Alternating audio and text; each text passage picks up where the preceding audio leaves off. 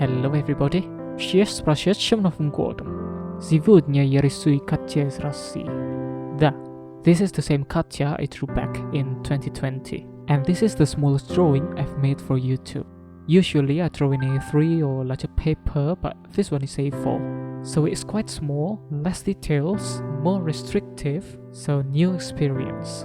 In this video, I want to film from different angles, different perspectives, to make the video less boring.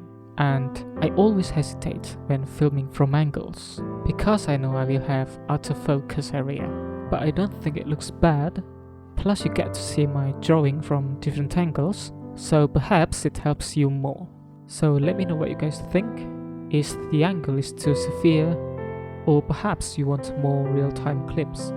Feel free to leave me some suggestions. And don't forget to hit the subscribe and like button if you like the drawing.